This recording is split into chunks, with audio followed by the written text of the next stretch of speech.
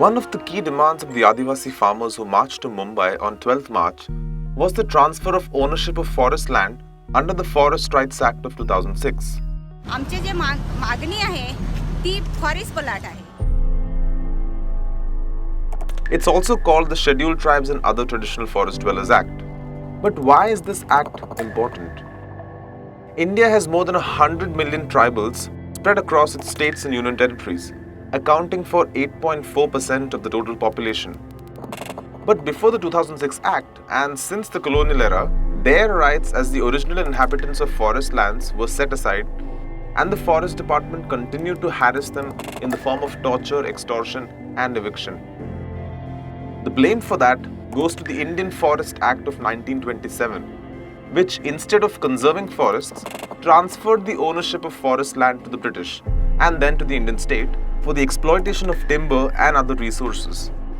Even areas that did not technically qualify as forest was brought under its ambit. In one stroke, it turned the ancient forest-dwelling Adivasis into encroachers in their own land. The Forest Rights Act of 2006 sought to correct this historical injustice by granting tribes and communities the right to govern and use forest land that they have been traditionally cultivating. It also gave them the power to reject development projects proposed in those lands.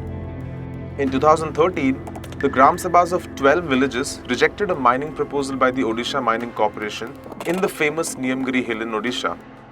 In Chhattisgarh, Odisha and Himachal Pradesh, the Act has enabled tribal villages to pull the plug out of major mining and infrastructural projects. However, when it comes to implementing the Forest Rights Act, Maharashtra actually is the top performer among all states in the country. So why were the Adivasi farmers unhappy? It's all in the details. Despite its numero uno rank, Maharashtra has conferred community forest rights to only 15% of the 1.2 crore acres of potential forest land. A majority of those rights were granted in Gadchiroli, while in districts like Palghar, Nandurbar and Nashik, where the farmers came from, the implementation has been between 0 and 33%. So if Chief Minister Devendra Fadnavis rectifies the lacuna within 6 months, as he promised, the long march would have paid off for the farmers.